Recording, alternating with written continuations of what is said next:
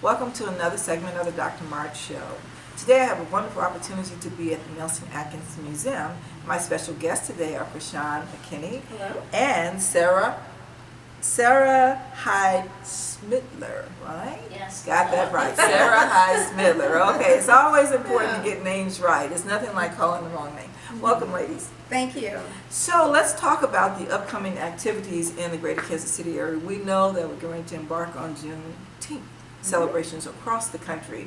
And Kansas City has been planning activities with a great kickoff this weekend, starting on June 10th, which will include the Nelson-Atkins Museum. So let's talk about what has been planned here. We're excited to host our first annual Juneteenth celebration at the Nelson-Atkins Museum of Art. It kicks off at 10 a.m. and lasts until 4 p.m. and all the activities and the performances are free and open to the public. So we hope to see lots of people at the museum enjoying all the festivities. Now we know that the Juneteenth celebration is a remembrance of either Freedom Day or Independence Day across the country. It was the emancipation of the last enslaved slave in the United States. And so that is a celebration that not only happens in Kansas City, it happens throughout the United States. But Kansas City has been able to include many different facets of the city in organizing an event that will, like I said, we'll start with the parade on Saturday, the activities here at the Nelson-Atkins Museum. Let's talk about your committee work and how you came together to formulate the activities that we're going to see this weekend. Okay, well, we were very fortunate to be able to work with Nikita Peterson, who, you know, is the director for the Juneteenth KC, so 18th and Vines Juneteenth celebration that will be happening next week. Right. And then also with the textile artist Sunny Bruffin. Yes. And both of them gave us just incredible guidance and support in helping to shape this event, but also giving us a sense of the history of Juneteenth within Kansas City. It was fascinating to find out that Nikita's father, Horace Peterson, who's the director of Black Archives in Mid-America here in Kansas City, played an instrumental role in Kansas City's Juneteenth history. Yes. And then we also found out that the museum itself plays a role in the history. So let's talk about that, because it's my understanding that there was a very important piece or document that was actually on display here. Right. And that Horace Peterson Yes. was responsible for getting that information here for us to see and engage in Kansas City area. That's right. That was actually 37 years ago. Yes. That Horace Peterson and the current museum director at that time, Ralph Coe, came together and actually had the Emancipation Proclamation on display here at the museum. And we're talking about the real thing. Yes. It was the first time that it was being shown in the Midwest, and this is coming from the National Archives in D.C., so that the museum was able to participate in something as momentous as that. The day or the week that they had that exhibition, they had over 8,000 people in attendance to see that. Yes, isn't that wonderful? Absolutely. I mean, the history in the making, and then knowing that it's right here in the greater Kansas City area. Right. You know, and on display for people from the community to come in to see. Now, we talk about this wonderful facility and everything it has to hold. Is there a cost associated with being able to come to the museum and take part in the activities?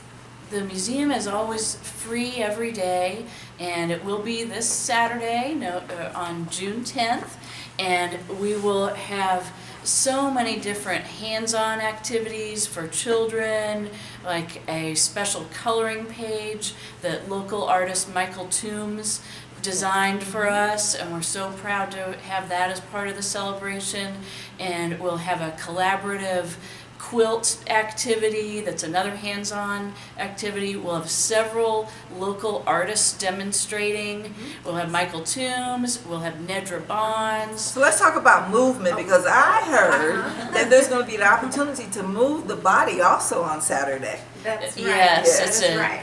it's both a reverent day and a celebratory day. So we'll have the Kansas City two-step as our big finale. And that's Miss D. Barker. That is Everybody right. knows That's Miss the D. Miss D. Yes, That's Miss right. D. She The does Miss D. wonderful work in Barker. the community and keeping our bodies moving. And we Yes. know that you have to have a healthy body and a healthy mind. And so we're looking forward to being able to see all of the activities that are Yes. going to take place this weekend. But I also heard that you have a lineup of special dignitaries that are going to be here. Can you give us just a little snippet of who we can look forward to seeing? Sure. The ceremony is going to be from 10:30 to 11:30, right in Kirkwood, and that is free also. So even though it's a special ceremony, the public is absolutely invited, and we hope that they'll be there as part of that. We'll have in attendance, besides our director Leon Zagoitia, we will also have Congressman Emmanuel Cleaver, Wonderful. and then also Senator Yvonne Wilson, Yes. Missouri Senator Yvonne Wilson. My mentor, Senator Yvonne Yes. Wilson. Yes, Dr. Senator Yvonne Wilson, Congresswoman Senator Yvonne Wilson. Yes. Yeah, we're very, very honored to have both of them in attendance for the event. Okay. All right. And I also understand that Mr. Watson, Maurice Watson, Yes. has done some work, has written some poetry, or tell me a little bit about that. He's written a beautiful piece that he's going to read as part of the opening, just giving a context about Juneteenth for people who aren't familiar with that. And it's just, he's just done a lovely job. It's going to be a really inspiring moment. And then Charlotte Fletcher of the Divas is going to sing as well. Charlotte, I know Charlotte and Yes. Sonia, so yes, Yes, don't yes. miss out. Royal Entertainment, wonderful information, a wealth of information coming from people who come from our community. Absolutely. And what better place to do it than the Nelson-Atkins Museum? Yes. So with that, in closing, before we leave, if people want information Mhm. or more information, what's contact information can you provide for them? They can go to our website, nelson-atkins.org, and when you click on that, you'll see a link for the Juneteenth Festival right up front, and you can click on that. It'll give you the whole itinerary for the day, but you can also go to the museum's Facebook page, and you'll see a few shots, a few highlights of the activities that you can expect to see on the day of. Okay, that's wonderful. Sarah, anything you want to add to that? Well, it's just going to be a full day of performances and activities, and we hope so many people come out to enjoy it. From Glenn North to our featured artist Renee Stout, who's going to do a presentation. We just have so much going on for everyone. That's wonderful. I can't wait. I'm excited about what's going on in Kansas City, and that's why we call it What's Up Kansas City, because there's so much going on here. Things have a way of circling back to the beginning, and with the Yes. Emancipation Proclamation Yes. being presented here some 37 years ago, and to partner once again with the Nelson-Atkins Museum is a wonderful, wonderful tribute to the community of diversity that we serve in the greater Kansas City area. So with that, I always close my segment by saying people are always talking about that we need to be change agents and that Yes. things need to change, but you know what?